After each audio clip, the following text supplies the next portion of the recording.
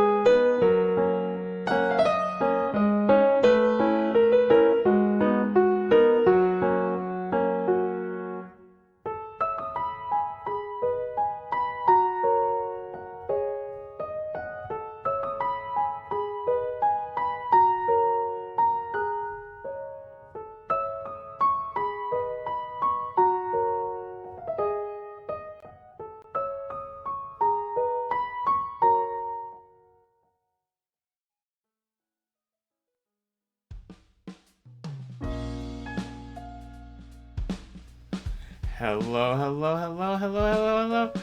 Twisted Wonderland. Can I get a Twisted Wonderland in the chat? Twisted Wonderland? Twisted Wonderland?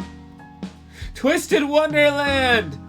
Hello, Ashdown and Thea. Welcome back. Ashdown says, someone say Twisted Wonderland. I love Twisted Wonderland. Woo! We got a Twisted Wonderland fan.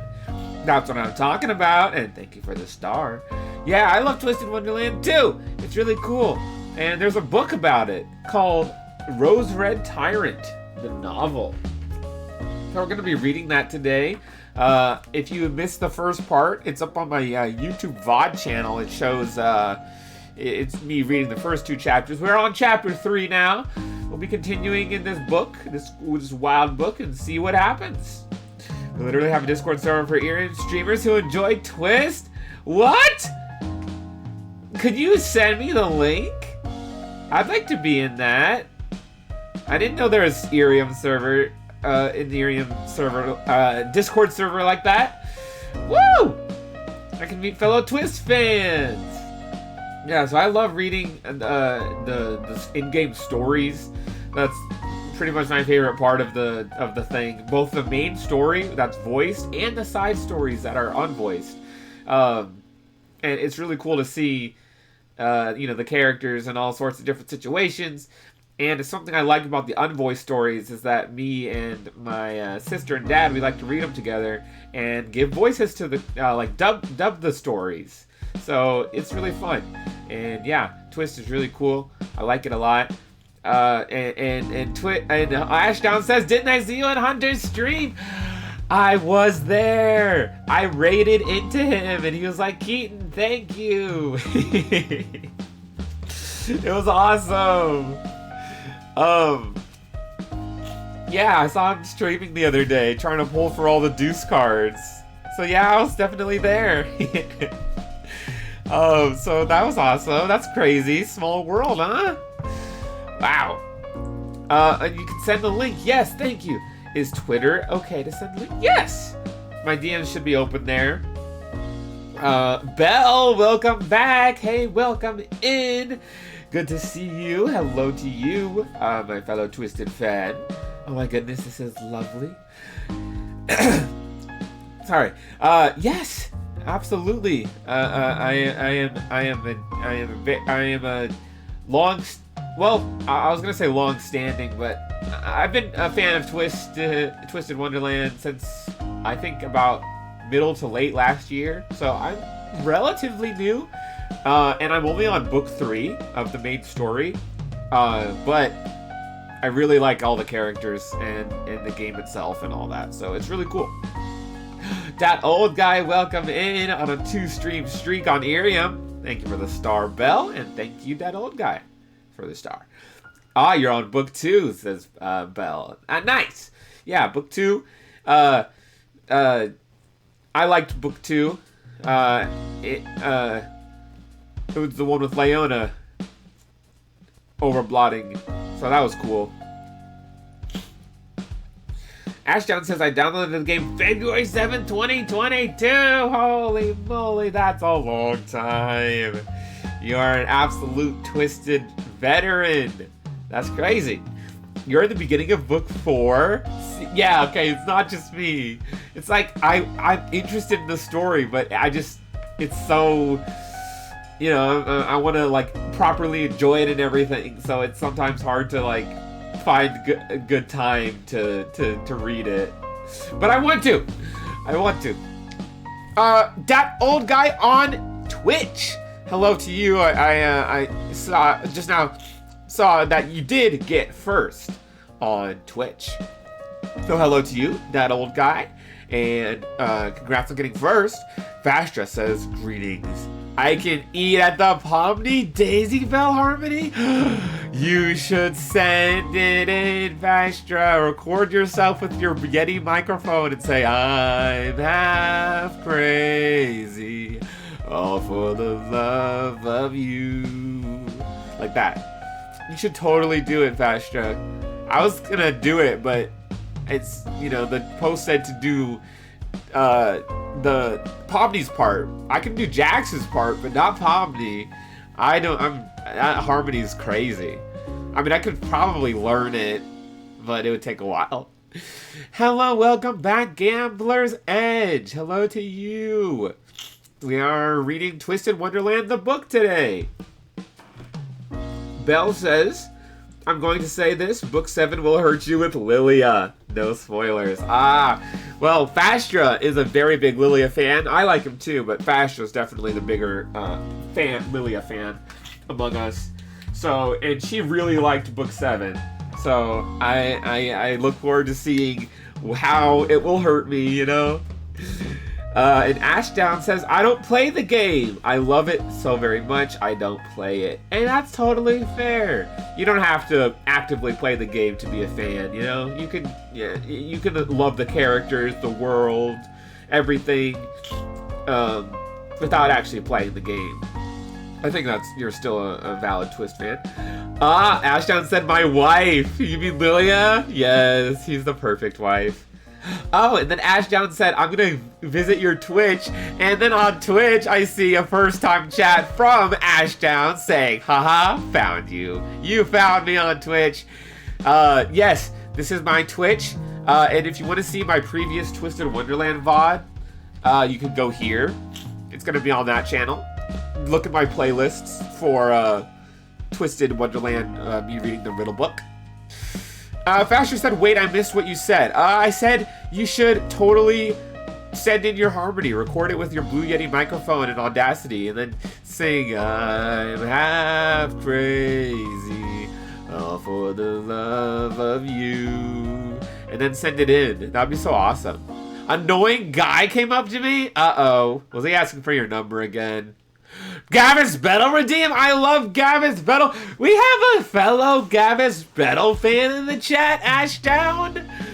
Yes, you can save up. You know what? Just to celebrate you being new here, I'm gonna go ahead and redeem it. Hey, thanks, Keaton Hurwitz. Have a good day. Yeah.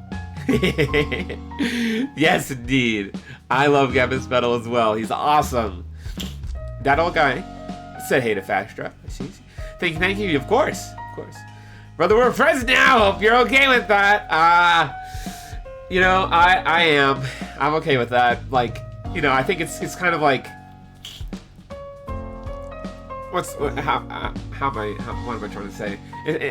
You know, it's like you know, being a Twist fan was already, you know, big points leading into being friends. But then knowing and liking Gavis Battle, that is just, that's the nail in the proverbial coffin. We are indeed friends. Annoying guy, annoying dog, Toby. The annoying, oh man, Toby came up to Fastra and she called him annoying. No, Fastra, he was probably just trying to tell you about Deltarune. Fastra, come on. We're all friends now. Battle brings us together. Very true. Battle can absolutely bring people together. You know what else brings people together? This.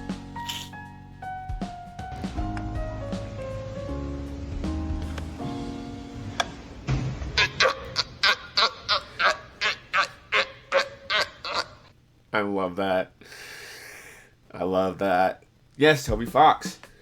Belle says, I was doing research earlier and found out that silver is 400. I don't know if I knew that. I knew Lilia was like super old, but I didn't know silver was that old relatively compared to, you know, the rest of the characters. Wow, old man. He's physically and mentally 18 though. Yeah, for sure. Well, thanks for the 1,000 stars, and thanks to that old guy for the star number 1,000. You love him? You mean the sea lion or Toby Fox? Frisk? Ooh. Yeah, Frisk. That's a valid, you know, it could be Frisk, absolutely, yeah. He was trying to bag to my job and said, you weren't supposed to do this. What? What did he say you did wrong? What did he say? What? You know what you're doing. Come on, dude. That's like someone trying to tell me how to stream. The sea lion. Toby Fox is a valid answer, though. Yes, the sea lion. So you can try to save up enough Keaton coins, and once you have 5,000, you can redeem the sea lion, one of the 2 sea lion videos that are available. So I hope you look forward to that. Yes, you indeed. Trying to tell her how to do her job when you've been doing it for eons. Eons, man. He was put under a spell when he was a baby? Silver? Oh, what kind of spell? Alright. I think we're about to get started with the book. And unfortunately, my nose is a little stopped up, so I'm going to sound sick. But... I'm going to do my best. Sleeping spell. Is that why he's always sleepy? The spell's still lingering effects.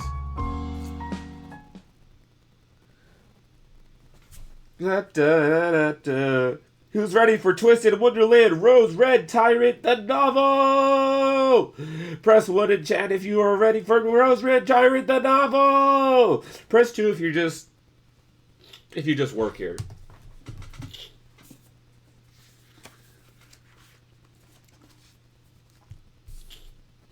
As they proceeded down the dim, deserted corridor, let me bring my mic closer. As they proceeded down the dim, deserted corridor, Yuya and Crowley told each other about their respective worlds. Both worlds had schools, and their civilizations appeared to be more or less the same. As the commonality of smartphones demonstrated, science and technology had progressed along similar paths. This world had an extra force, however: magic. Crowley was surprised when Yuya said there was no magic where he came from, but that was the only major difference they'd discovered so far. Who knew what other things might turn out to be fantastical in his world, but ordinary in this one? He couldn't let his guard down. He had to be ready so that he wouldn't be surprised, no matter what came at him. Hanging his head, he gave himself a little pep talk and tried to prepare for whatever the future here held. "Now then!" Crowley tapped something hard with his cane. "We are about to leave the school building." Huh? Yuya lifted his face and immediately squeezed his eyes shut at the dazzling glare. He felt a breeze blowing, and a new scent reached his nose: the fragrance of a chilly tide. He gingerly opened his eyes to find the night sky spreading out before him. Yeah! No silver spoilers, don't Sam? You mean that he was put under a spell as a baby? Uh-oh. Spoilers! Oh, no, he has narcolepsy? Ah, yes. Oh, Silver, you always be sleeping. Hey, Nix L! Ellie. L? Thank you for the star and thank you for the follow, and welcome into the Keaton Herwin stream where we're reading Twisted the Wonderland book, Rose Red Tyrant. I'm half crazy, all for the love of you. It won't be a stylish marriage. I can't afford a carriage, but you'll look sweet upon my seat. I'm about to so soon for two.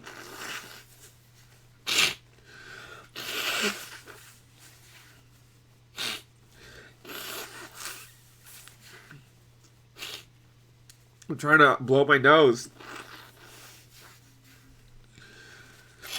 I was keeping book 7 spoilers minimum to you, since it's really special to me. Oh, well, yeah, I guess if there's any more information from book 7, then try not to say it. Fasher wants to keep you spoiler free. Yes, Nix, you know that song. You can't afford a carriage. Yes, let's go. I read a little bit ahead of the book because I was sick for a while. Oh, you mean the Twist Rose Red Tyrant novel or the book in the game? I wish my nose wasn't stuffed up. It makes me sound like a nerd dweeb. In the center was the full moon, bright enough that he could see the patterns on the ground. He'd seen the moon through the window before, but looking up at it again now, he felt overwhelmed by its vastness.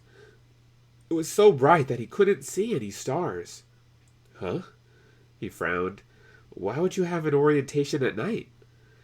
Because, unlike other schools, we are a prestigious institute for the cultivation of mages, Crowley declared.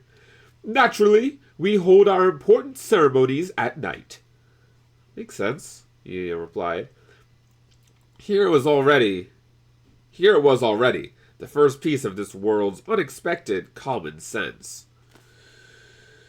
He looked at his feet, in the light of the moon reflecting off the gray stone tiles. There was nothing else around them, only the dark sky and the ground shining palely. As they walked, the world suddenly opened up. Yuya caught sight of a very long staircase, and at the bottom of it, far below, a variety of structures dotted the landscape. Tall buildings, ridged roofs, domes. He thought the school itself was plenty big, but the overall campus was larger than he could have imagined. The windows and the street lamps shone earnestly, undaunted by the light of the moon. Although Yuya couldn't see anything other than the moon and the sky, the tiny flickering lights of the townscape looked like stars, and made it seem like the night sky continued to stretch out beneath itself. "It's beautiful," Yuya murmured with emotion as he looked down on the campus from up high. "Isn't it, though?" Crowley puffed his chest up proudly. "All these magnificent structures provide an environment that cultivates a rich and full humanity in our students." Ah, the novel. Belle, you can it could be some nice review if you'd like to follow along. "Is the building I'm staying in down there?" "Of course! It is one of the most elegant and refined on campus, with plenty of character. Only a little farther now. Let us hurry along," Crowley urged. Yuya stepped down onto the first stair and faltered a bit at the height, but his mood was a little brighter now, perhaps because of the beautiful view. He made his way down the steep staircase with care, mindful of where he set his feet. "And here we are," Crowley declared with an expansive wave of his arm. "Step through the gate and behold your new lodgings, you." There was an ear-splitting metallic shriek in response. "This gate?" Yuya asked, eyeing the collection of precipitously inclined iron poles dubiously as they swung back and forth in the wind, threatening to snap off at any moment. Crowley was calling this heap of junk a gate? Yuya touched it timidly, and a rusty chunk crumbled and fell to the ground. He slipped through the structure that had once apparently been a gate, being careful not to catch his robe on it, and stepped up onto the gently sloping staircase. Somehow, the surrounding air grew darker and more stagnant with every step he took. The moon that had been so dazzlingly bright when they left the school building was now hidden under a thick blanket of clouds. Weeds grew freely from gaps in the cracked concrete and made the ground beneath his feet even more uncertain. He nearly fell any number of times, propping himself up by clinging to Crowley each time, until they finally arrived at the building itself. A Western-style structure of the sort that didn't exist in an average residential area in Japan. At the very least, Yuya had never seen a house this big in his own neighborhood. "Long, long ago, this was used as a dorm," Crowley said, his tone wistful as he looked up at the large door. "It's equipped with all the necessary facilities: lounge, student rooms, bathroom, small kitchen." It had likely been quite an impressive place in its heyday. The pillars bracing the eaves were reassuringly sturdy, and the heavy door was solidly built. The issue was its age. The gate was in the advanced stages of decay, and the building itself was in terrible shape. The light bulb at the entrance was broken, and the porch was riddled with holes. The window on the door was still intact, but given the general condition of the place, this felt like a minor miracle. The paint was peeling off swollen exterior walls, which rippled in deformed waves. Yuya quickly glanced around at the rest of the property. Rain shutters and roof tiles littered the garden, where broken trees had been left to rot. This dorm was basically a haunted house. The key ring at Crowley's waist jangled as he pulled it out and unerringly plucked an unadorned silver key from the dozens of other keys. He inserted this into the lock on the door. Yuya watched as the door still refused to open. "Is that the right key?" "This should be it," Crowley frowned. "I suppose the lock's simply gotten a bit stiff because it hasn't been used for quite some time." It had been so long since anyone had come here that the lock had rusted. Yuya wasn't sure which was worse, sleeping in this place or in the creepy room with all the coffins he had left behind. Just as he was wondering whether he should ask if the latter was still an option, the door opened with a squealing creak. "Oh, there we are," Crowley said and stepped inside. Yuya took a deep breath and then followed the head mage. The house stank of mold, like a compressed and compacted version of the air found in the farthest reaches of a library. Yuya coughed as he walked down the hallway with Crowley. True to the impression Yuya had gotten from its exterior, the building was quite large inside, but furniture was scattered all across the hallway, and it was no small bit of work to weave their way around it. While his attention was occupied by where he was stepping, his head collected spiderwebs. The lounge they eventually arrived at was filled with the same mess of broken furniture. "Isn't it delightful?" Crowley looked back at Yuya with a smile. "I grant you, it is a touch old, but nothing a broom and some elbow grease can't fix. You'll have a ship-shape place to spend the night in no time." He righted a candle stand that had fallen on top of the hearth and set a hand over it. The candles immediately sprang to life and set small shadows, maybe spiders, maybe mice, scurrying away. Yuya looked around the room in trepidation. "Well then," Crowley stamped his cane against the floor, "I'm off to investigate your place of origin in the library." "What?" Yuya said. "You're leaving?" "We must all use our time effectively. I hope at the very least to learn a little something about this world you came from."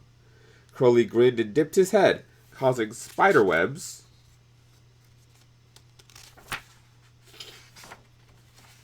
to catch on his top hat.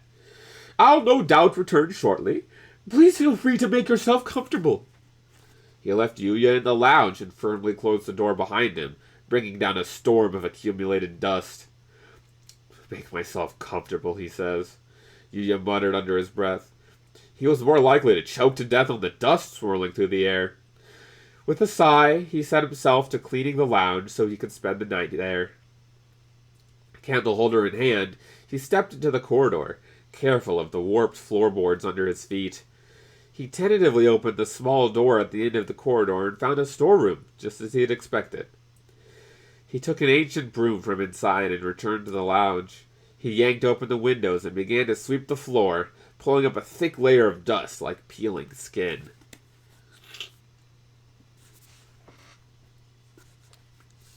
Belle says, "I ended up injuring myself. I skinned my finger while cleaning up a little. It hurt."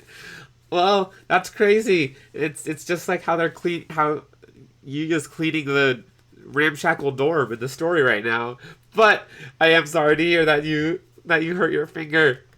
I hope it feels better. Did you put any like ointment on it, Neosporin, something like that? Oh, there's a little blood. No. But you put a bandage on it. That's good. Proper taking care of your wound. Glad to hear you'll be okay. As he coughed and cleaned, he heard a pitter-patter against the wall, a quiet sound that quickly changed to the burbling of water. It's raining, he realized. The gentle rhythm of falling rain steadily increased in volume as the sudden shower turned into a full-blown storm. In the distance, he heard thunder rumbling like the purring of a happy cat. The bright moon and clear skies of the orientation seemed like a faraway dream now, or perhaps that had been magic too. He could almost hear Crowley saying, "Naturally, we take measures to ensure that this important ceremony sees a successful conclusion." The air coming through the windows was cooler now, perhaps because of the rain. The long-sleeved robe he was wearing, apparently Night Raven College's ceremonial dress, was perfect for the current temperature. When he heard the word orientation, he'd assumed it was spring, but it was fall, one of the 4 seasons of this world that matched the world he'd come from. He'd heard that schools overseas started their new school year in the fall, and from the style of the buildings he'd seen so far, the structure of this college did seem to be more closely related to the schools in Europe or America than in Japan. He crouched down and peered into the large fireplace, wondering if he could maybe light a fire to make the room a little brighter, but there was nothing in it except charred remnants of fires past. He had no idea where to find something he could burn, nor did he have any matches that he could use to actually light a fire. He stood up with a sigh. There was nothing he could do here. Gambler said, I took 2 sips of Fanta, and for some reason... Hydrate time. Alright, I'm on it. It won't be a stylish marriage. Belle says, so my girlfriend got a Siamese cat. She's calling him Leo. I'm calling him Grim. Oh, yeah! That's a really good name. Based on a really good mage. I bet that cat is destined for greatness. That's very epic. I totally support the name. Yeah, that old guy, I agree. Grim is perfect. What color is your cat? I have 2. An orange one named Cater and a black one named Malleus. Oh, nice. But your girlfriend just got Grim? Yeah. Cool. What would the others do in this situation? Would they use magic, like Crowley lighting the candles with a wave of his hand? Or Riddle and Grim at the orientation? How had he ended up in such a weird world? I'm all alone. As he stared into the fireless fireplace, Yuya was suddenly overcome with loneliness. What were his parents doing right now? He didn't know what time it was, but he guessed it had been a while since he had woken up in the mirror chamber. His parents would have come home from work by now. Were they worried because he wasn't there? He didn't have any friends here he could lose track of time hanging out with. Once his parents noticed their son hadn't come home yet, they would almost certainly be worried. As he pictured the faces of his loving parents, he had a sudden realization. If he couldn't go back to his original world, he'd never see his mom and dad again. Now for the first time, his fear took on a definite shape, pressing down on him. He had been entirely preoccupied by one bewildering incident after another, which had been a good thing. It had kept him busy enough that he could allow himself to believe that everything happening to him was part of an extremely weird dream, that this unfamiliar world and its dangerous magic were all someone else's problem. But now that he was alone, he was forced to face it. Would he never see his parents again? What if he had to live here, alone, in this place where magic actually existed? He felt something hot in the corners of his eyes. Reflexively, he reached up, about to brush away the tears, but then hesitated given how dusty his hands were. He tilted his head back and took a deep breath. He was determined not to cry because he was scared. Not at this age. He was embarrassed by his tears, even though there was no one around to see them. It would all be fine. Something would work out. There was nothing to cry about, he told himself, and tried to swallow the sobs that threatened to spill out of him. Then he heard a wet splat. It wasn't the wetness of tears falling, though. With a gasp, he held up the candle in the direction the sound had come from and saw a wet piece of fabric on the floor beneath the window. It looked like the curtain had ripped right off due to the extra weight of the rain soaking it. Everything in this building really was ancient. As Yuya went over to the window to close it, when something leaped at his chest out of nowhere. I think that's a typo. It's supposed to say, as Yuya went over to the window to close it, something leaped at his chest out of nowhere. "Ah!" he cried as he fell flat on his backside, and a dazzling blue flame burned before him. Gah! It's seriously pouring out there, said a voice. Yuya's mouth gaped open and shut. The thing grinned and laughed. That look on your face is priceless! Like a bat that got blasted by a water gun! Grim? Laughing at him once more was a little creature that had started chasing him around the moment he'd opened his eyes in the mirror chamber. But Grim had been kicked out of the school at the orientation. He'd caused such a ruckus that Yuya had assumed the school would have put some kind of measure in place to make sure he couldn't step onto the campus again. So how had he gotten in here? Maybe no one thought he would be so persistent. When Yuya looked closely, he saw that Grim was missing the shackle Riddle had locked around his neck. "What are you doing here?" he yelped. It's obvious, duh. Grim rolled his eyes. I'm here to fight you so I can be a student at this college. People keep getting in my way, but this time for sure, you're going down. "Wait! There's no point in fighting me!" Yuya stopped Grim with both hands as the creature started to take a deep breath. "I'm not a student here!" A lick of fire flickered out from between fangs. Huh? What do you mean? Yuya told Grim what had happened after he'd left the mirror chamber. You mean you can't use magic? Grim scrutinized him with wide eyes.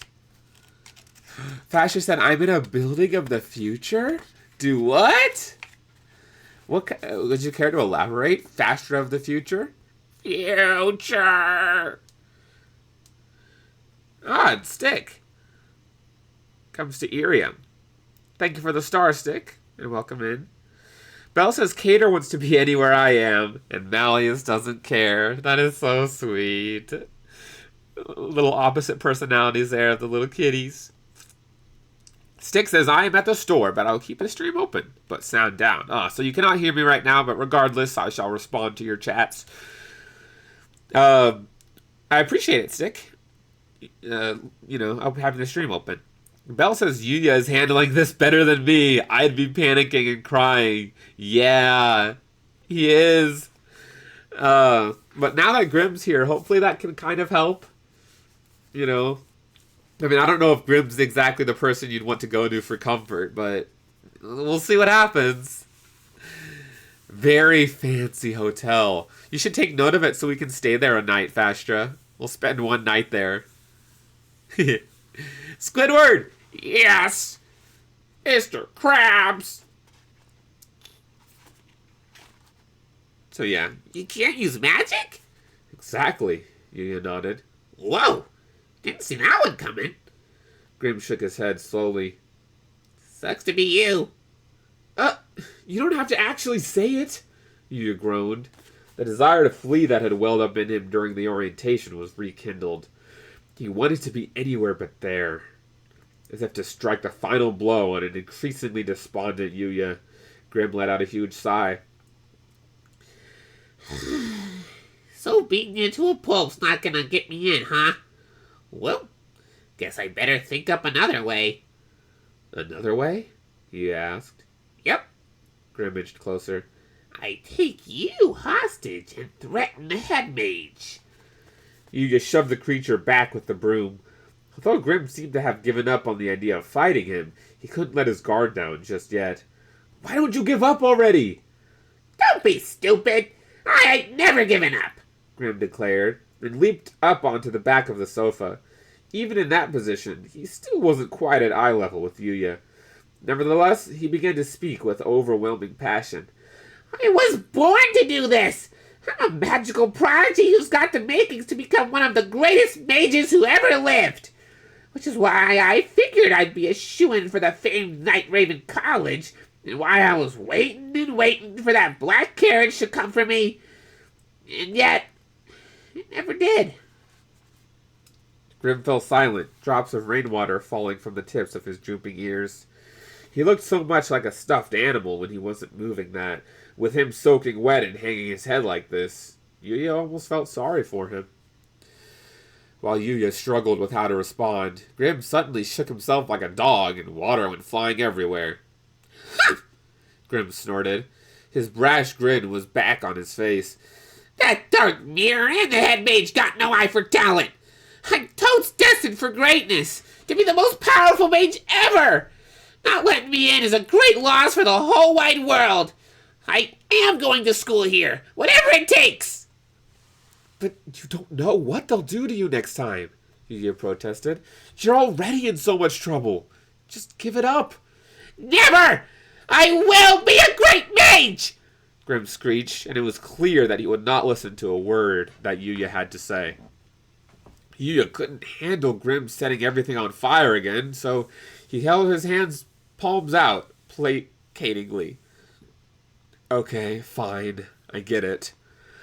What do you mean by all this great mage stuff anyway?" So, okay, a great mage, right? We're talking the most amazing mage ever! Grim said. Yuya was pretty sure this was not really an explanation, but Grim ignored his doubtful demeanor and went on, eyes shining brightly as he recounted his dreams to Yuya. A great mage is super popular and powerful. You want something done? That's the guy you call. When I'm a great mage, everyone will be all, Grim's so cool, and Grim's so strong, and what a genius Grim is. Total respect. Wow, sounds amazing. Yuya was only going along with Grim, trying not to stir anything up, but Grim seemed satisfied. He snickered somewhat derisively. That's the dream, eh?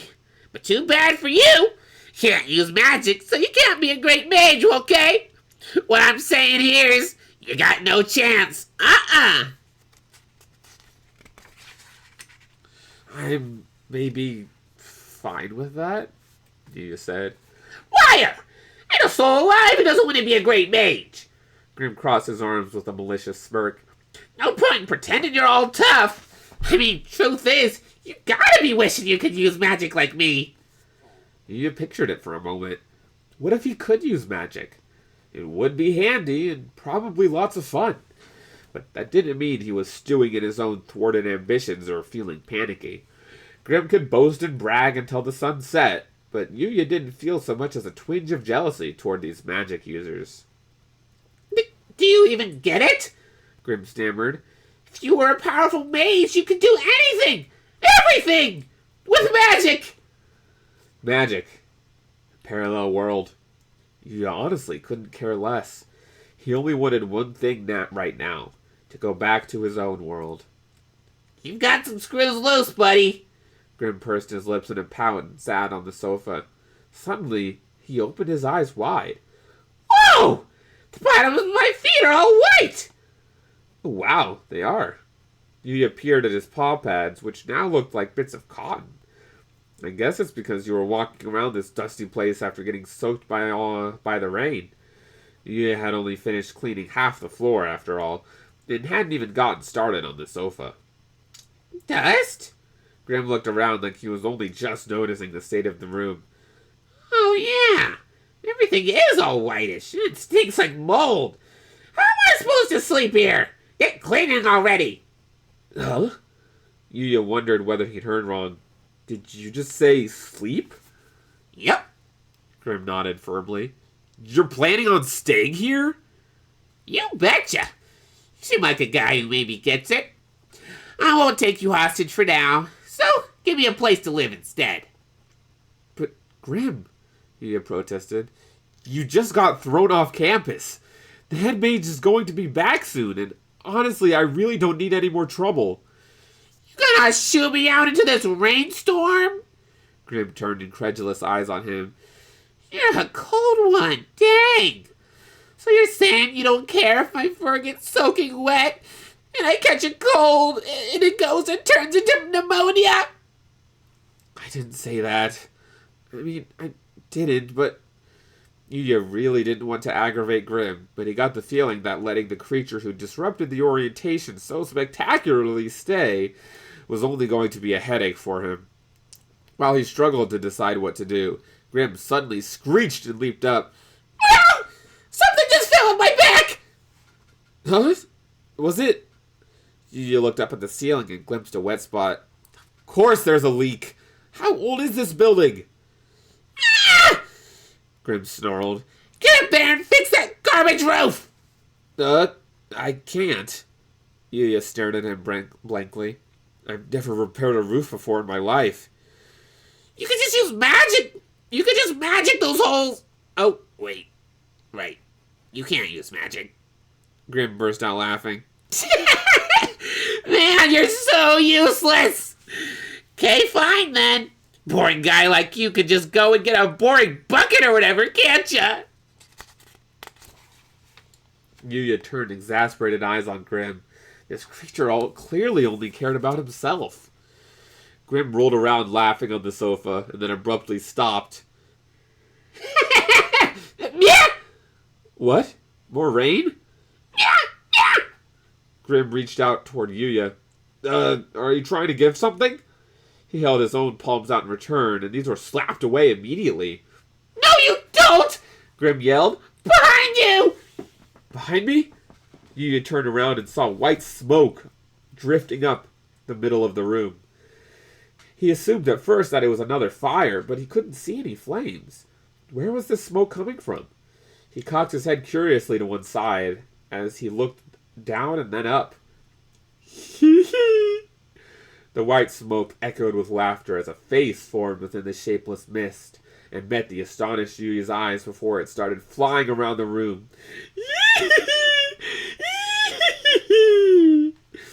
With shaking hands, Yuya tried to shine a light on it, but the smoke slipped away into the darkness. He peered into the gloom, trying to follow it. "We haven't had visitors in ages," came a voice. The abrupt words sent shivers up Yuya's spine. "How long has it been, anyway?" Lightning flashed outside the windows, and a bolt thundered nearby, as if to further shred the ripped curtain. For a split second, the dark room was bright as day. "Welcome to our home!" The voice continued as a semi-transparent something floated in midair, smiling creepily as it stretched out its hands. "Ghost!"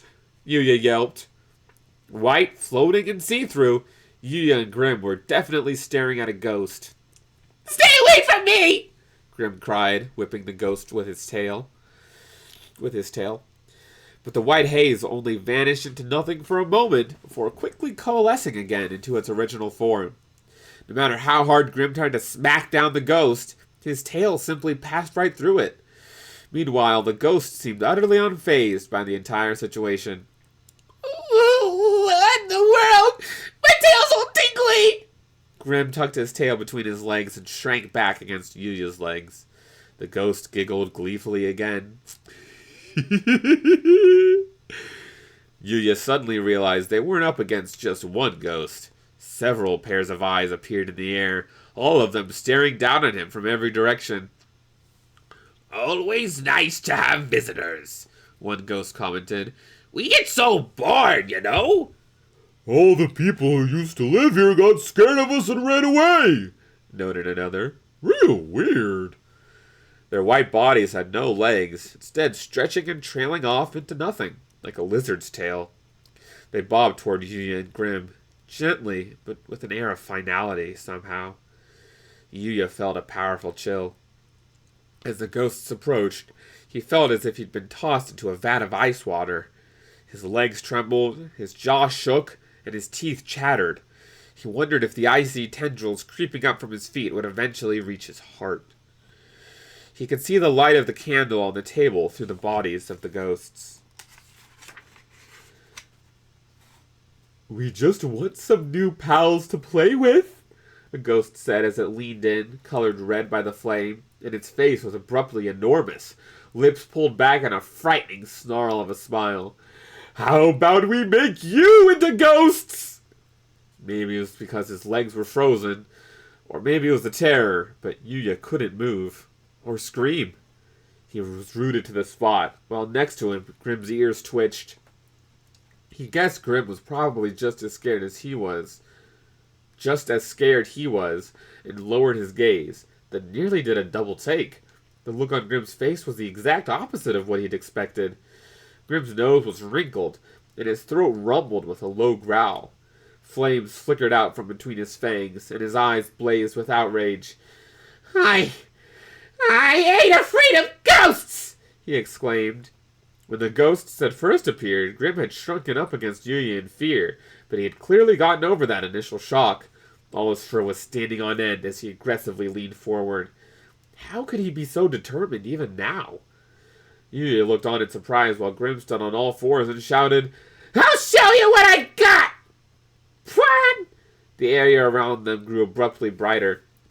Flames lapped at the floor and walls. It was the orientation all over again. Don't! You're gonna set the place on fire! Yuya grimaced at the heat and reached out to try to stop Grim, but the creature slipped away, chasing after the circling ghosts, balls of fire flying everywhere. Pop! Pop! "Not even close," one ghost taunted. Go ahead and fire off your sad little magic until you die! 'Cause we can't, you know? We're already dead and everything. Shut up! The angry Grim kept shooting off fireballs indiscriminately. Pop, pop, pop, pop! Yuya raced around and put out the tiny fires with his shoe or his hand covered in his sleeve. The rain was actually a blessing, he realized. Because of it, the room was so damp that the flames basically just smoldered when they hit the floor or the furniture. But he could tell that the constant heat of the fire was starting to dry out the dampness. It was only a matter of time before one of those fireballs truly lit something on fire. If he didn't put an end to this, the building would burn down. Grim, stop! Stop it! Calm down! Yuya shouted desperately, but his voice was drowned out by the rain beating against the windows. Missed by a country mile. Over here, this way! A ghost taunted. Ah! You got a lot of nerve for someone who's safe through! Quit popping up and disappearing already! Grim growled. Yuya's head spun as the ghosts roared with laughter, and Grim just roared. The intensifying thunderstorm only made his panic that much more acute. He was so scared and worried he could hardly stand it, his heart leaping and pounding in his chest. Why did Grim keep missing the ghosts anyway? Definitely wasn't because the ghosts were moving too fast. They bobbed toward them and away again, gently drifting around Grim and Yuya as if teasing them. They were moving so slowly that Yuya could probably have tossed a ball and hit one of them. Oh! Is this a raid? Hey, thanks for the raid! Actros? I didn't see it until just now. Oh, it was 3 minutes ago. Thanks for the raid! Let's see. Freed N, Howling Moon, Sophia Yang, Techno Danger, Hellraiser Glitch, Actros, the Raider themselves. Hello to all of you! Welcome in! Thanks for the raid. Yeah, we're reading Twisted Wonderland, Rose Red Tyrant. Grim and you... Well, Grim just met up with you in the ramshackle dorm, as he was, getting as accustomed to it as one could be to that kind of building. And then now the ghosts have arrived! And things are just escalating further and further as Grim's trying to blow them out with fireballs. Will a fire start? Will Crowley return in the nick of time? We will find out all these answers and more. Oh! Donald guy said gifts. Alright, I'll get to the Irium gifts in a second. Oh, listen to my elbow, guys. Yeah. Ooh. How different, Fastra asks, how different would the story be if Grim was already accepted as a student before all this? Well, it'd be very different. Because he wouldn't, I don't think he'd go to the ramshackle dorm at all to begin with, so Yuya would just be alone in the dorm. And none of that chaos would have happened at the opening ceremony, so things might have gone a bit differently. So, yeah, that's a pretty good question, Fasher. I think it would be very different. Very different. Oh my goodness, that chat was from 15 minutes ago. I'm sorry, I just saw it. I was so engrossed in the book. But I'll catch up on chat before I continue. So we'll take a little mini break here. And Fastra, yes, indeed said, a ghost! How would you like me to haunt your dreams? Very good reference, Fastra. Very good. And then Actoros raided with a party of 11, and Freed was the first chat and said, flock incoming, the King of Crows sends his loyal subjects with love. The King of Crows, huh? Well, welcome into all of you from the flock. It's an honor to meet such someone who holds such a prestigious title. The King of Crows, that's really cool. Reminds me of Crowley. You know his name? And Howling Moon, I have indeed seen you before. So welcome back. But Howling this time came from a raid. Sophia as well came. Techno Danger. The flock, all members of the flock of the King of Crows. Hellraiser Glitch, Octoros, Freed with an emote. Howling says hi. Hello to you, Howling. Welcome back. That's crazy. You came from a raid, even though I've already seen you here before. That's awesome.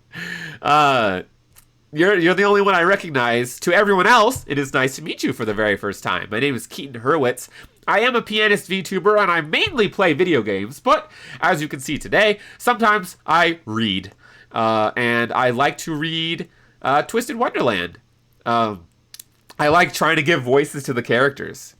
And it's really cool reading this because it has so much, more details and dialogue than the stories in the game. So it's like a different experience entirely. Hellraiser says, game, set, match. Hello. Hello to you. Hi to you again, Octoros. I hope I'm saying that right. And does the VT in your name mean you are also a VTuber? If so, it's nice. Even if you're not, but if you are, it is nice to meet a fellow VTuber who likes Twisted. Sophia says, yo, hell yeah, voice acting. That's right! I, the Great Grim, have a voice befitting of such a great mage. And one day, everyone will flock to the sound of my voice, begging them for me to show off my immense power. I really enjoy trying to give these characters voices that fit. Usually I try to base it off the Japanese voice, but sometimes the Japanese voice is just really hard for me to replicate, so I kind of do my own thing, But I try to still base it off of like their personality. So yeah, I'm glad you like it, Sophia. Howling says hype, and Octoros says love the voice acting. Oh, thank you. I'm really glad you like it. That makes me happy to hear because it's really fun for me to do, and I'm glad that people actually enjoy it. Wait, why didn't I hear the raid? I have my headphones on. That would have made me see it right away. Dang, that sucks, but at least I saw the raid eventually, even if it took a little bit. Sophia says your voice acting is amazing. Now, thank you very much. That is very kind of you to say. It is one of my biggest hobbies and passions. I've never had a voice acting role in anything really, but it's just something I like to do for fun, so I appreciate it. Howling says we were playing the game. Nice. What were you doing? Did you do any polls? Were you perhaps reading a story? The main story, a side story, maybe lessons, twist tunes? What were you doing? Octoros says, yes, love the reading. I'm glad you enjoy it. Yes, we are on chapter 3, specifically page 66, if anyone wants to follow along. Sophia asks, which dorm would Grim be in, though?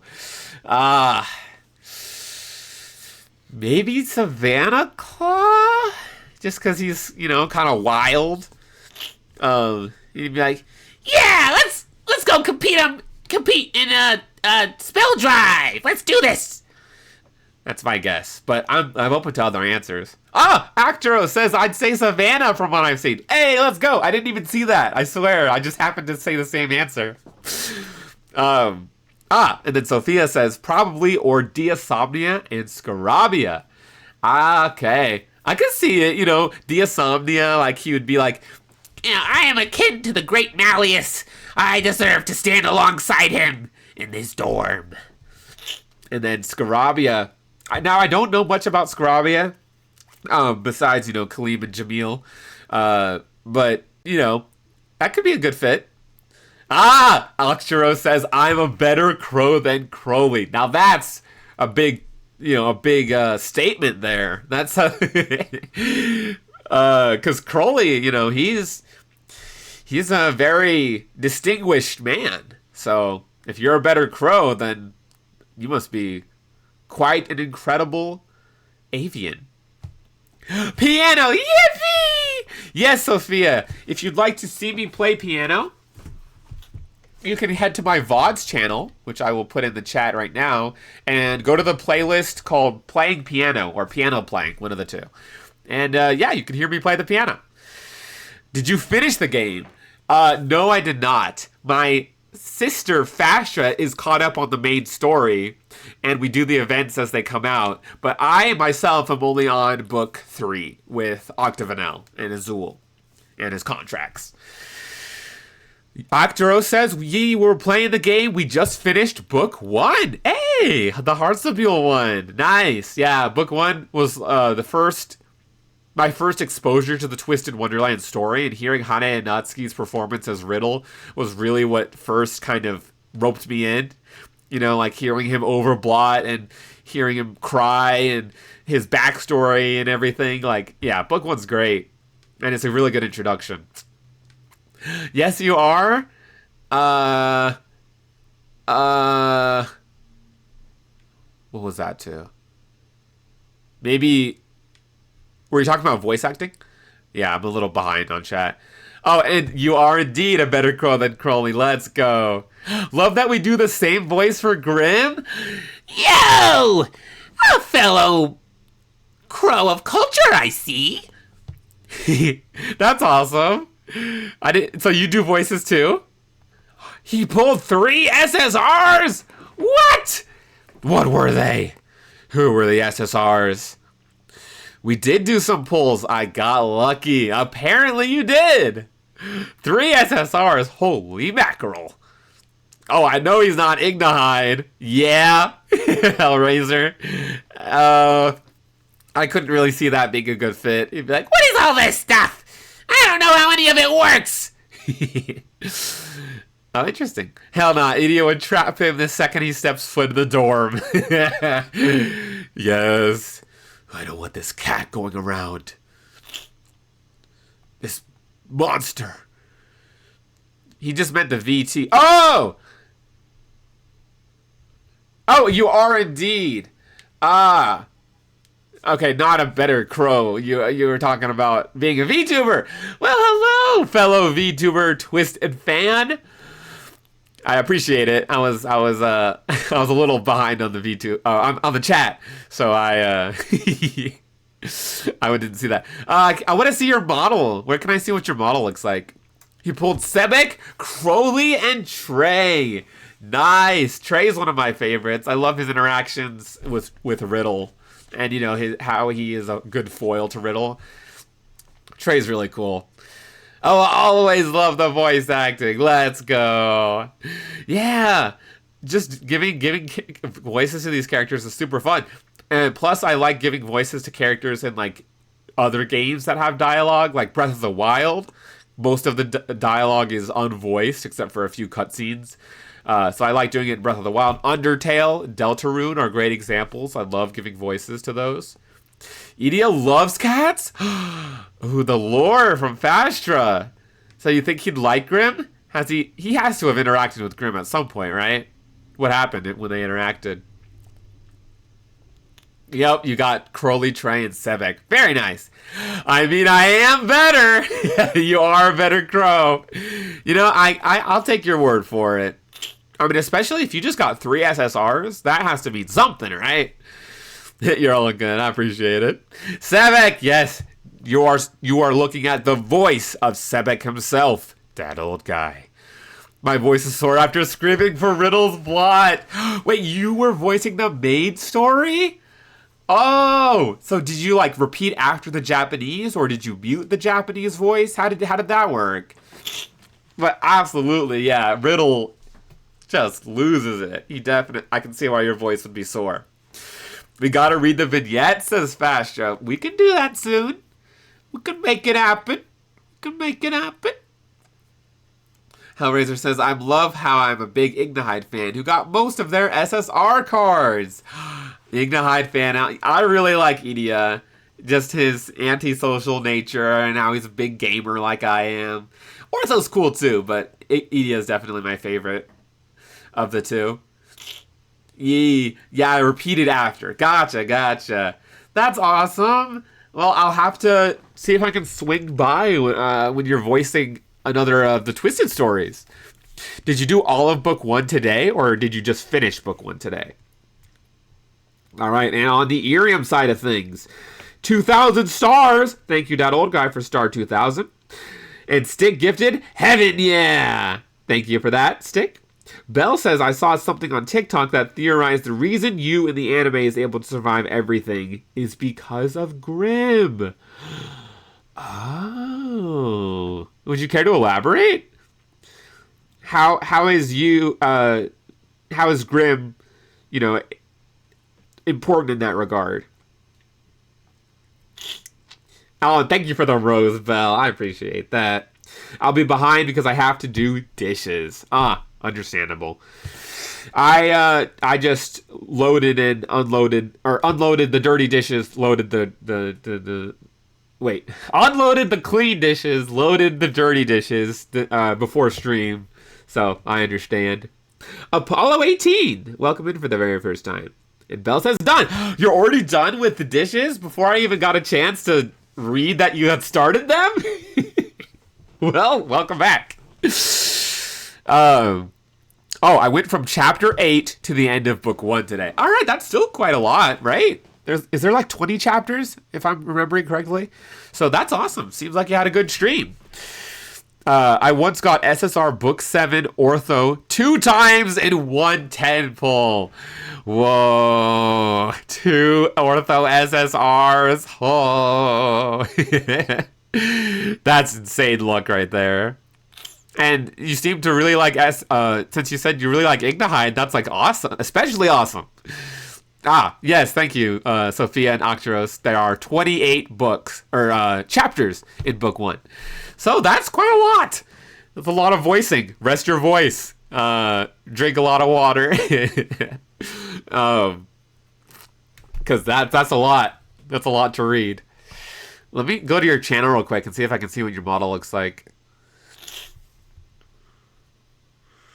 Oh, thank you for the follow. It says following since 11 minutes ago. I must have missed the notification, but thank you for the follow, Actros. And if anyone else followed and I didn't see the notification, thank you for that follow. All right, let's see what your model looks like. Whoa! It says Twisted Wonderland is in your recently streamed categories. 6. Oh, you streamed Twisted for 5 hours? That's so long. Whoa, your model's awesome. It's so like detailed, and the cool crown, the hair is awesome, the clothing, so many like details in there. Woo! Auditions open? What are the auditions for? Is it relate to Twist?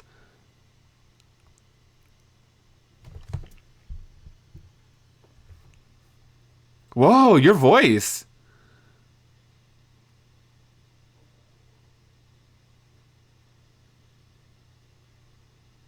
Whoa, you're good at this. I'm listening to your voice, Deuce.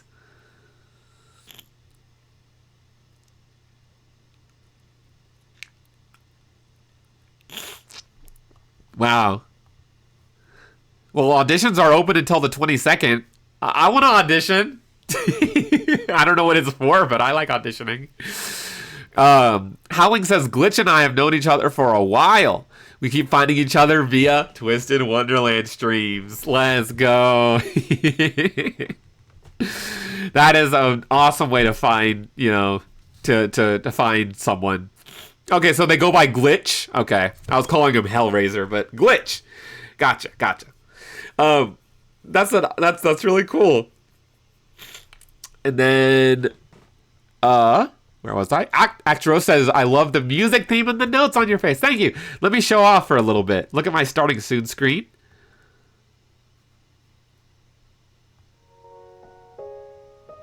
It's me playing the piano.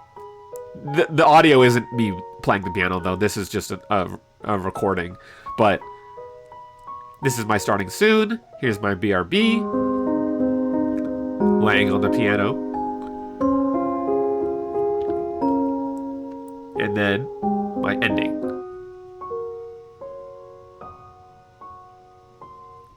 So yeah, I got a piano motif going on here. So yeah. And then this is my normal BGM for just chatting. You got more piano. I just realized I could have had this on since I was taking a little break from reading. But I'm really glad you like the theme and the notes on my face. They're my cutie marks.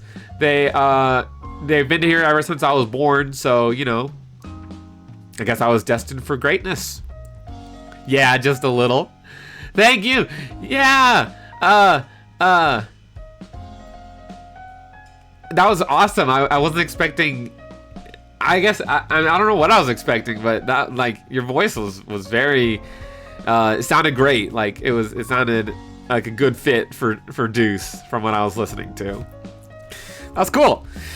Glitch says you can say the star has aligned for us meeting every Twisted Wonderland streamer. I'm glad to be a part of that. As a Twisted fan myself, I am, you know, happy to be a place where Twisted fans can gather and meet one another. Oh, Actros says an agency that I'm helping out with. Oh. Okay. Thank you. You're welcome. I love your ghosts. Ghosts. Oh, you mean the ghosts? Like my ghost voice?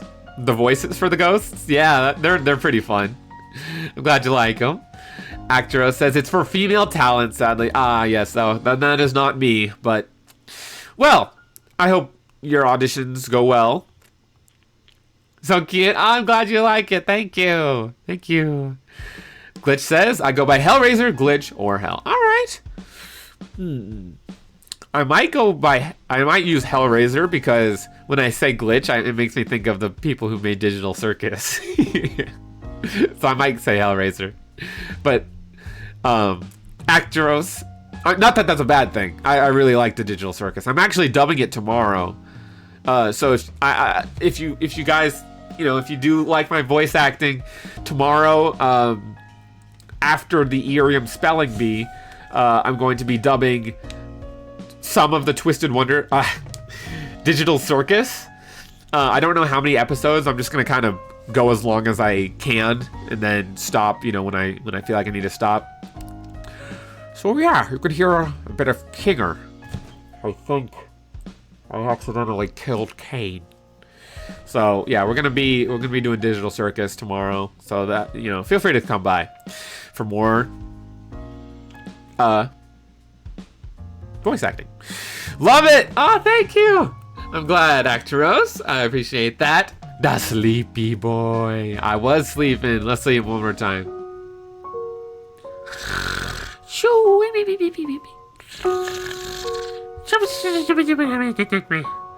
Not gonna lie, giving off Monokuma vibes, minus bear and alternate siding. Ah, yes. He's from Danganronpa, right? Is that what you're talking about? The voices you do for the ghost. Oh, thank you. Yeah. They're very fun. How would you like me to haunt your dreams? Fasha says, I love Twisted Wonderland so much. Yes, me too, Fasha. It is so good. Yeah, Fasha's the one who got me into it to begin with. There's some lore for y'all. I came up with my username by combining my love for horror and video games. Oh, okay. So the Hellraiser part is horror, and then Glitch, like a video game Glitch, if I'm reading into this correctly. Monokuma is from Danganronpa. Nice. Is he the one who says a body has been discovered or something? Or am I thinking of the wrong thing? Oh, Belle says I'm helping with dinner. Oh, well, what's the dinner, Belle?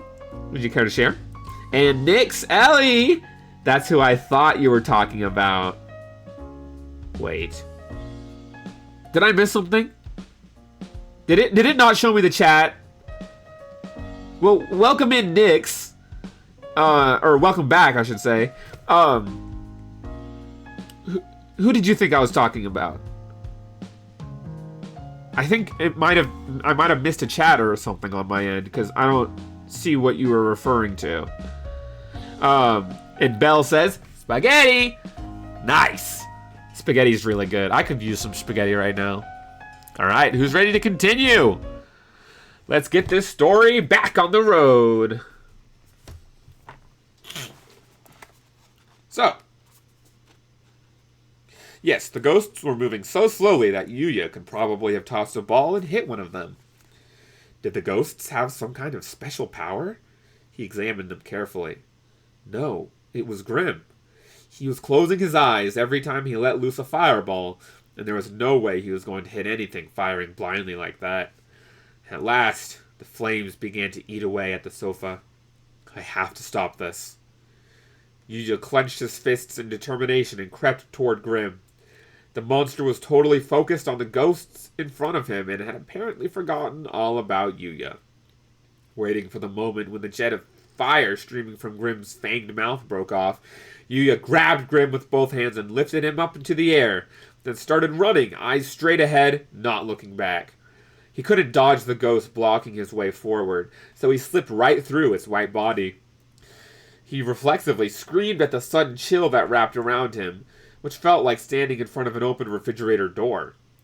Stumbling forward, he managed to escape into the hallway, slamming the lounge door shut so hard it threatened to break. That was too freaky, he said as he slumped down onto the floor in front of the door, the nervous tension draining from his body all at once. Grim was frozen in his arms, perhaps still processing his sudden abduction. But then he let out a gasp of realization and glared up at Yuya, demanding, "What are you doing, you jerk? I had everything under control!" "You nearly burned the whole building down," Yuya snapped in reply. Fine, Grim sniffed. then you deal with them. Yuya shook his head back and forth so hard it nearly flew off his neck. "I can't." Oh? What, you little scaredy cat? Grim sneered. "It's just... I've never been in a fight before." Shut it then! I don't need any lip from a useless human. Sorry. Grim was painfully correct. There was nothing Yuya could do except apologize, but if he gave up now, the best case scenario was that they ended up pals with the ghosts. Worst case was the same, except with extra suffering, as they were burned alive along with the building. "Listen." Yuya worked hard to keep his voice even. "I was watching you in there. You kept closing your eyes when you were using your magic, you know? And I just kind of feel like maybe it's going to be hard to hit anything like that." Grim cocked his head to one side, pursed his lips, and mimicked himself shooting fire, and apparently noticed for the first time that he did indeed have such a habit. Well, I can't help it. When I go ooh with my mouth, my eyes go he said, showing Yuya his technique. This seemed pretty clumsy to Yuya, like not being able to walk and chew gum at the same time. But maybe he was in no position to talk. While running toward the ghost, he had been so scared he'd squeezed his own eyes shut. Perhaps deep down Grim was scared too, he realized. Grim had the courage to face the ghosts all alone, though, unlike Yuya, who had simply frozen in place. Couldn't Yuya at least help him? After considering it for a minute, he had a flash of insight and looked down at Grim on his lap. "I got it! There's an easy fix here. I'll tell you where the ghosts are. Like left, right, left, up, that kind of thing. Then you shoot fire in that direction. That way your magic might hit them." Huh? Why should I take orders from you? Grim said, insulted, and began to flail against Yuya. He was clearly raring to charge back into the lounge and start firing again. "Wait!" Yuya squeezed Grim tightly to hold him in place. "Just listen to me!" Nope! Grim said, still squirming. You think you're all hot stuff when you didn't even do a single thing in there! "I'm sorry," Yuya said again. "But if you don't..." "You about done here?" Came a bright voice abruptly from above his head, and he nearly replied to it automatically. He managed to hold his tongue, and ever so timidly looked up. A ghost's torso was poking through the closed door. Ah! A ghost! Yuya exclaimed. When the ghost slipped through the wall, Yuya and Grim leaped backward. The ghosts gave them a once-over. "Sorry to bug you in the middle of your chit-chat," one said. "I just got sick of waiting is all." The end of Yuya's nose grew cold. The ghosts were almost on top of them. "Get away from us!" he cried. "Stay back!" Grim yelled. Yuya thrust his hands out at the ghosts, and Grim breathed fire, lost in the moment. Ah! It burns! A ghost yelped. The ghosts were on fire. Actually, they were less on fire and more riddled with holes where the fire had shot through them. Just like a shadow disappears when its owner steps out into the light, the bodies of the ghosts disappeared under the bright gleam of flames. Grim had finally made a hit. Piece of cake, Grim said, looking at the panicking ghosts. Hey, human! Point me toward a ghost! You got it! Yuya said as he picked the creature up again and carefully aimed him at a ghost. Now! The world before him flashed with a pale light. Go! Another ghost was knocked flying by Grim's blast. Ha! Got one! I knew I was a total whiz with magic! Grim said as he looked back at Yuya and grinned. Keep 'em coming, human! Roger! Yuya said.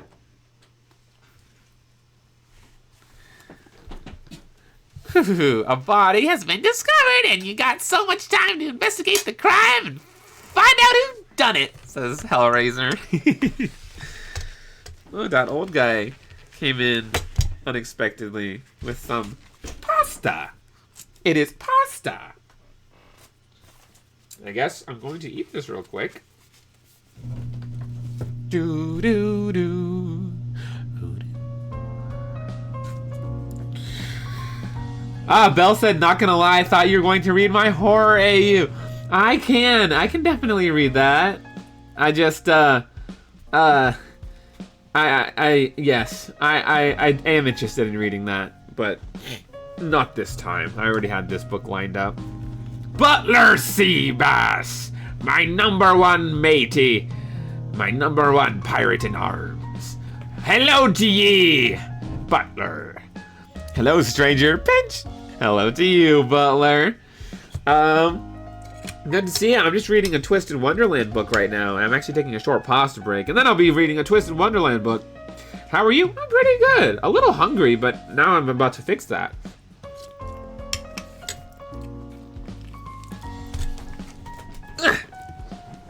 One second. I'm gonna get some tea.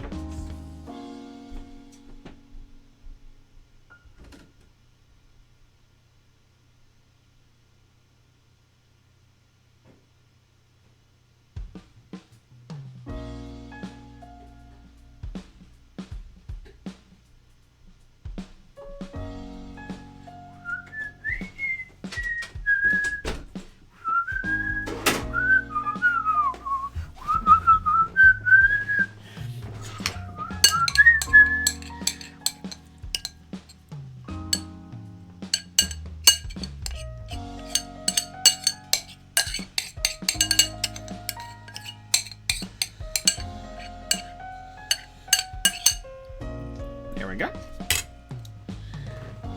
Good has been done here.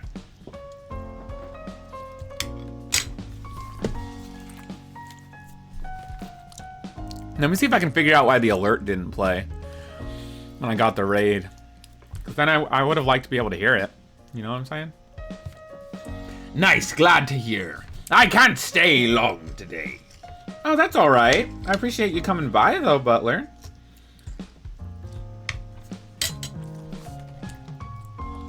How are you doing?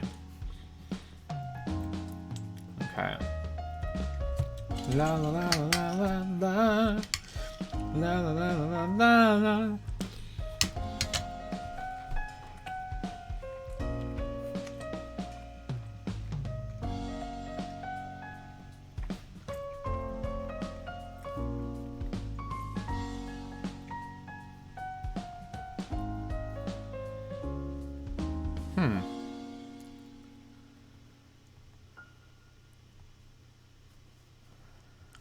Yeah, why isn't it working?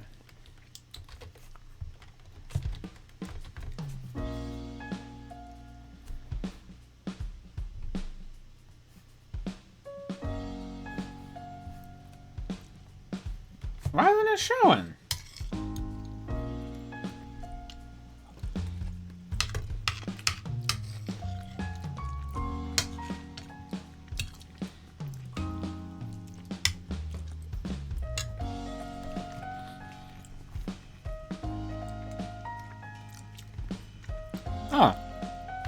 Belle says, sorry, I had to close my earring because it was messing up. Oh, it's all good. That happens sometimes. Well, welcome back, Belle. And Butler says, my bad for delay. That's all right. I'm good, just about to make some food. Nice. What you making, matey? I hope it's a hearty meal.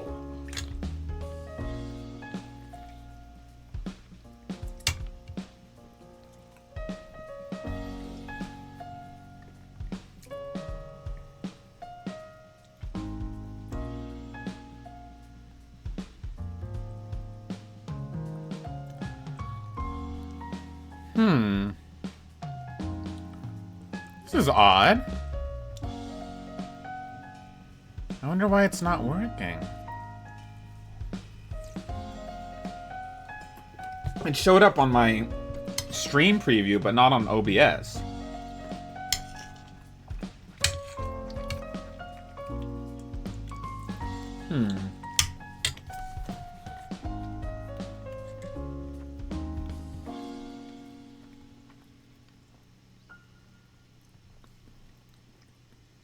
General Tso's chicken? Hey! That sounds pretty good, Butler. I could use some General's chicken. I haven't had it in a while, but yeah, it's a good pick. Very hearty indeed. Yes, the true meal for a sailor.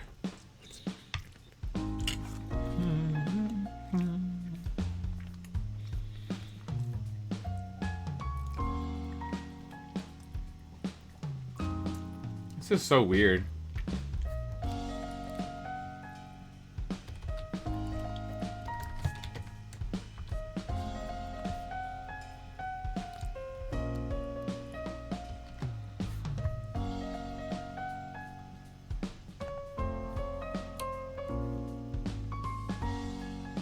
Okay, so it's showing up there. So what's the problem here?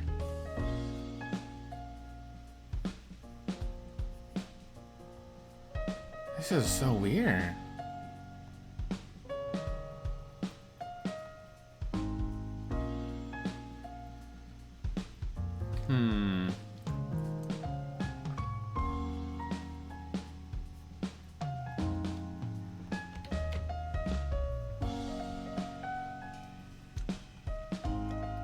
It's still screwed up, I'll fix it after. Never mind. Oh, so it's working now? There we go. I just had to refresh it. Oh my goodness, that was annoying. Why can't I rely on Stream Elements to show me alerts?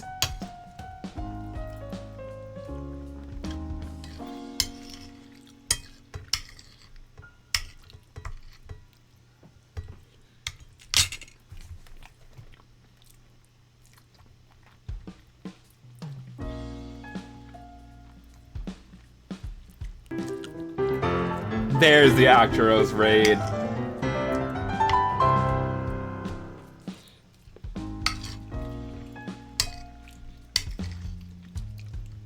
And then the follow.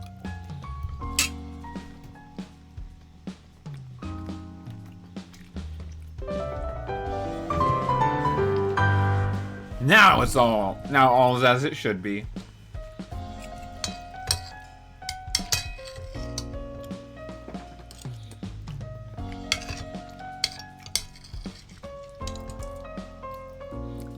Also, I was having so many problems with pulling Kaleem, dude. When I finally pulled one of his cards, I was so happy I literally screamed and cried.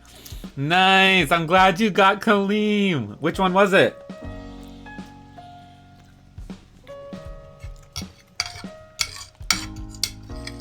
That's an understandable reaction.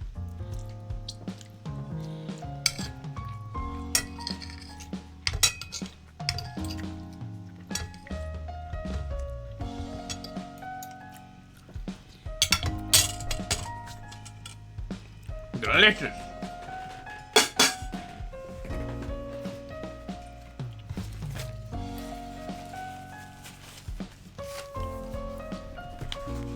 Where's my Gura? The Gura I used for my bookmark. Where it went. This vexes me. I'll have to use Ina.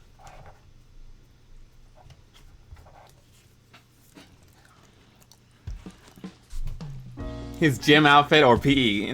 Gotcha. Nice. That is very epic. Bell.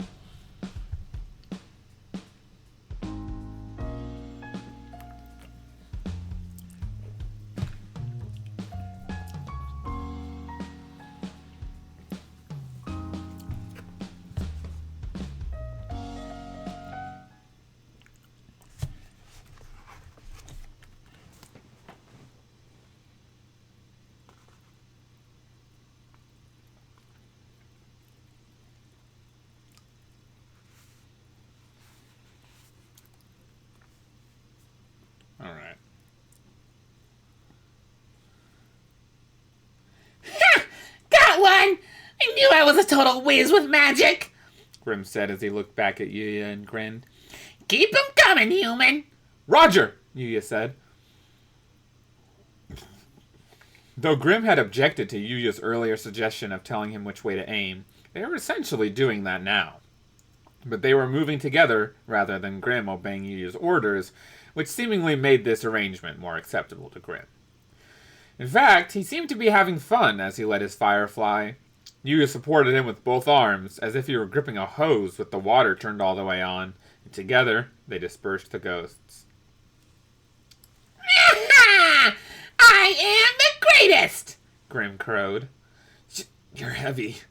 Yuya's hands were already slipping from the weight of this creature that was much bigger and heavier than the average house cat, and the recoil from every fireball nearly knocked him over backward. Quit your belly aching! Grim said merrily and whapped his arms. He was in high spirits now that he had gotten himself the perfect vehicle.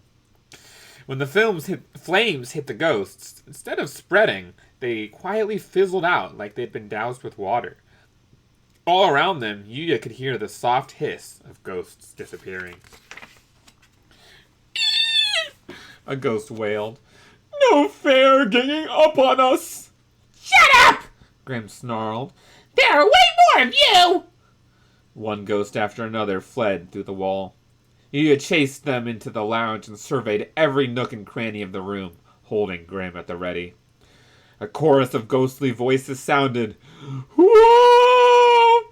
They're gonna disappear us for good! Retreat! Fall back! We've got to get out of here! Before Yuya knew it, the laughter and the screams had stopped, and the only sound in the lounge was his and Grim's panting. The storm outside had also faded into a gentle rainfall. The flying herd of ghosts was nowhere to be seen, and the room was in more or less good shape. It did smell a little charred, but otherwise it was the same dark and damp lounge. Grim leaped out of Yuya's arms. As he landed, he put his hands on his hips and threw his head back proudly. How'd you like that? I totally smashed these ghosts! Those ghosts! That was amazing, Grim, Yuya agreed. Yeah. A surprised look flashed across Grim's face, and he averted his eyes, flustered.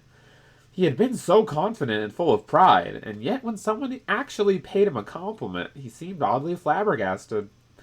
Yuya had to smile at the situation. Grim chuckled.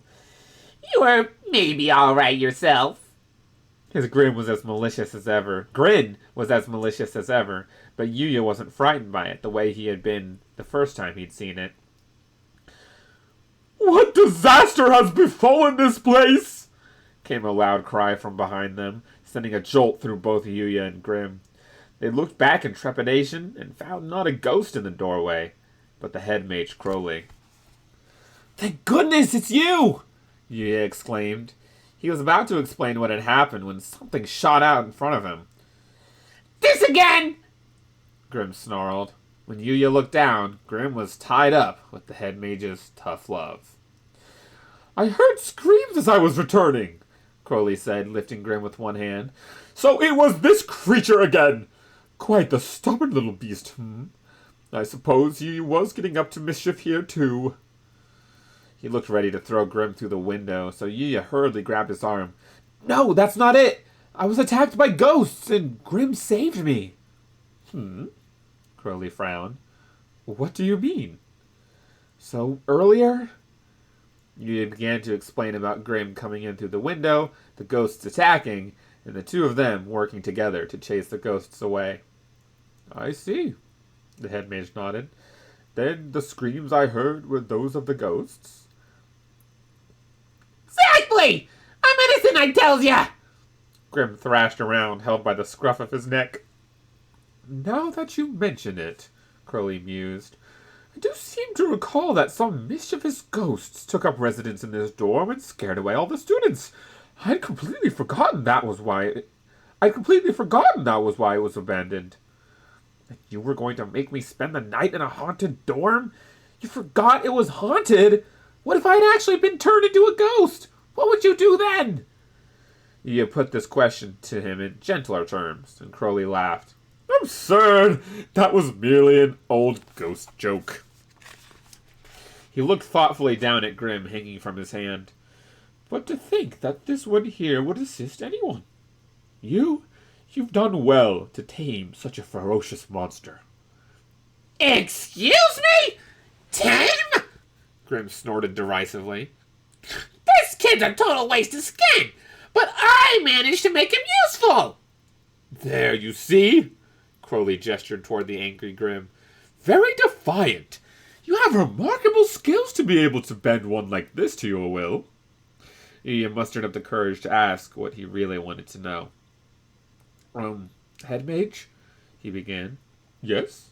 Crowley looked up at him. So, Yuya mumbled. Are you finished with your research in the library? All expression disappeared abruptly from the head mage's face. He tilted his head slightly to one side and nodded slowly. He appeared to be choosing his words carefully. I am indeed finished. I did not contain my search to the library, but rather availed myself of every method I could think of. Asking the other teachers, looking online, all of that. Yuya silently urged him to continue. But despite my best efforts, I could find no trace of this Japan that you spoke of, Crowley told him. It has never existed anywhere in Twisted Wonderland at any point in recorded history. So that's it then, Yuya sighed. Yes, you have indeed come from a different world, but the confounding factor here is the total lack of information. In the 100 years that I've been head mage, I can safely say that I have been witness to a great many surprises, but I have never encountered anything like this. And without any precedence, I could not find a way to return you to your original world. You couldn't. Even said so bluntly, it didn't feel real. Yuya had been so scared by the prospect of being trapped there that he'd nearly burst into tears, and yet when he was told that this was effectively the position he was in, he couldn't quite believe it. Deep down, he had assumed that this would all work out somehow, convinced that something so cruel could never happen to someone so utterly average as him. But he was wrong.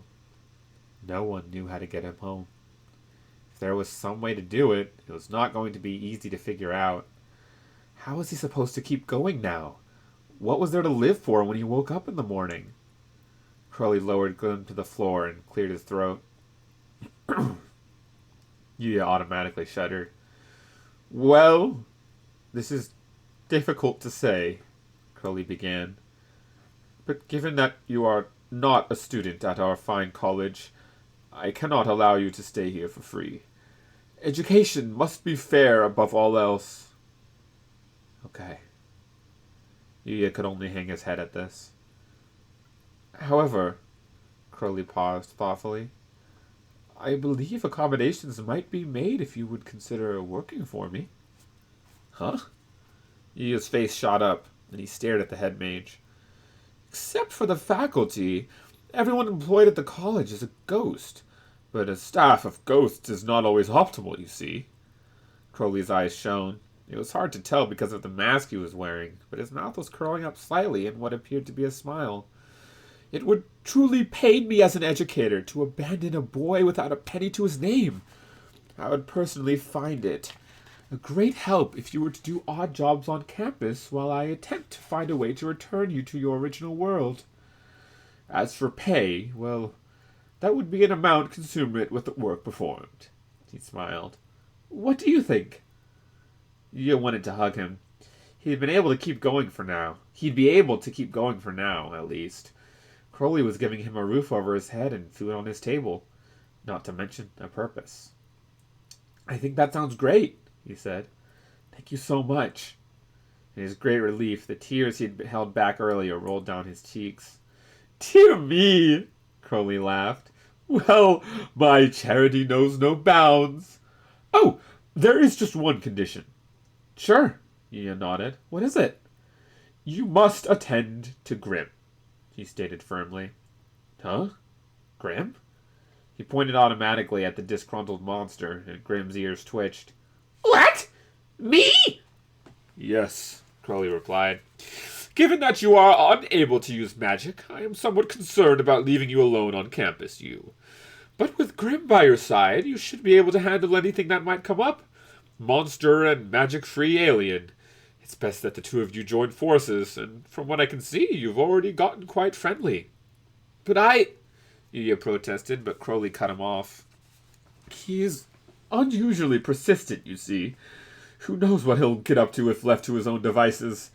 But I know I won't have anything to worry about if you're with him, you." Crowley was trying to get rid of a nuisance by making Grim Yuya's responsibility. He was about to insist he really wouldn't be able to rein Grim in when the monster in question shoved him out of the way. "So I can go to school here?" Grim shouted with delight. "No," Crowley said in a clipped tone. "I told you, you will stay on at the school camp. You will stay on at the school to do odd jobs, cleaning the campus and maintaining the facilities. You will not be a student." "Cleaning? Grim was obviously unhappy with this. What kind of deal is that? It looks so stupid! I don't want to sweep up people's junk!" "How shameless of you!" the head mage cried angrily. The winds were suddenly blowing in a dangerous direction. Crowley looked as though he might take back his offer at any second. Yuya yanked Grim back in a panic and whispered in his large ears, "Quit it! If you keep this up, he'll throw you out again, okay?" "I don't want to be a janitor," Grim whined. Yuya could only stay there on the condition that Grim stayed with him. Living with this selfish creature was bound to be rough, but it had to be better than being shut out in the cold. And Crowley was right. Yuya would be happy to have the help of someone who could use magic. He crouched down so he was at eye level with Grim. The monster was clearly dissatisfied with this special acquirement, but this made Yuya feel like he could count on him somehow. "I just know the head mage will let you in at some point if you stick with me," he said, desperately trying to persuade Grim that this was in both of their best interests. "I mean, he's got to, right?" Grim grunted as he looked away and crossed his arms. "And if you get thrown out again, I know you only sneak right back in, yeah?" Yuya continued. "So living here with me saves you a whole lot of work."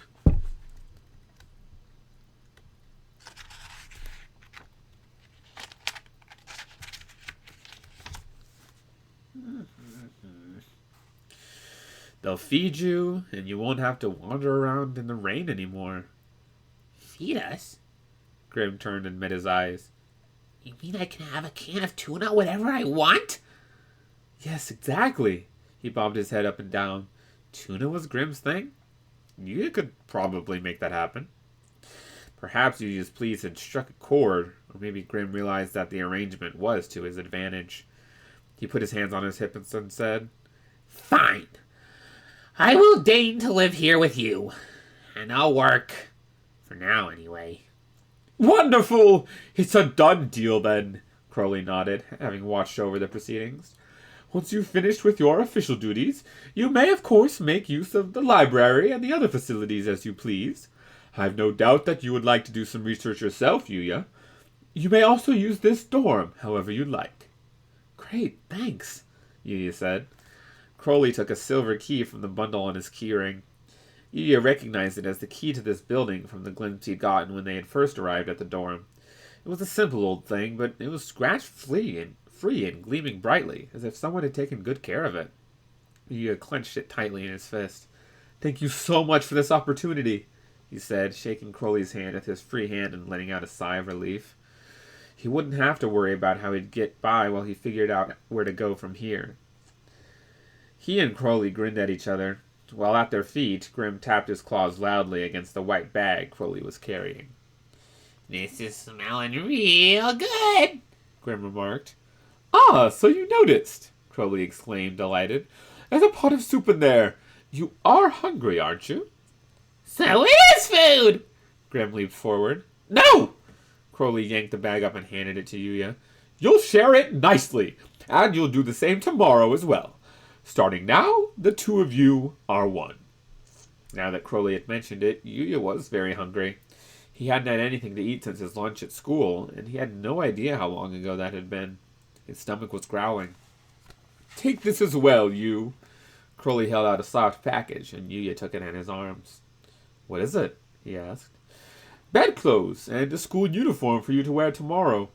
You'd no doubt have quite the time trying to get anything done wearing our ceremonial robe. Ah, how truly thoughtful I am. Yuya was concerned about being in uniform when he wasn't a student, but Crowley told him they had plenty to spare, so he accepted it. Tentatively opening the package, he glimpsed a black jacket and a white shirt. There's actually a vest to complete the set, Crowley told him, but those are distributed by the dorms. You should be just fine with that. Yes, of course, Yuya said. Thank you so much. Proof of my tremendous generosity. Eat and get yourself right to bed. I'll need you to work those fingers to the bone starting tomorrow. Crowley patted Yuya's shoulder gently and left. Crowley had an oddly detached air despite his exaggerated expressions of delight, surprise, and sadness. He was a strange person, but he was also the only person Yuya could count on at the moment, as he'd given him food and a place to live. Though he seemed to be a bit half-baked, perhaps he really was just as kind and benevolent as he repeatedly insisted he was. Yuya had no choice but to have faith in that. Hey, Grim said. Yuya looked away from the door Crowley had disappeared through and back at Grim. What? At some point, the monster had gotten up on the table so that he was basically at eye level with Yuya. what's your name anyway? Yuya realized he hadn't introduced himself yet.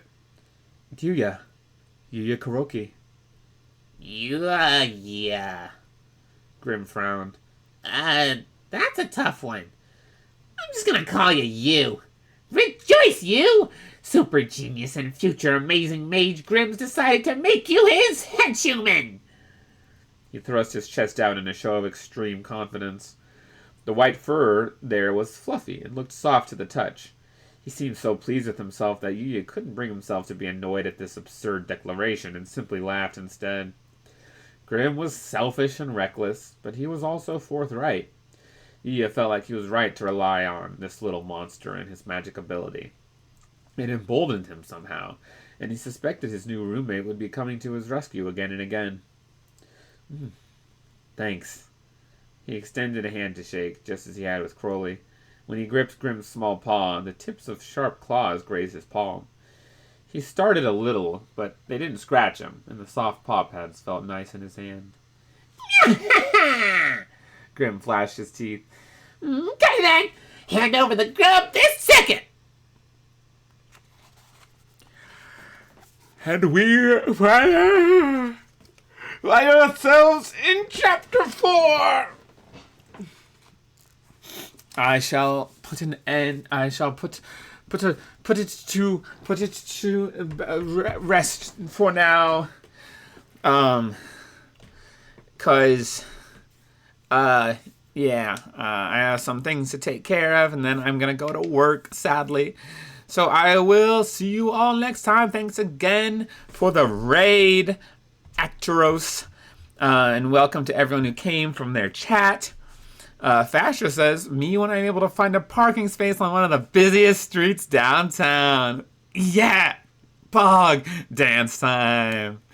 Well, I'm glad you got a parking space, Fastra. I know that's a constant struggle with you. Trying to find parking downtown, so that's great. I'm delivering 4 boxes as tall as my shoulders. Fastra, that's so many.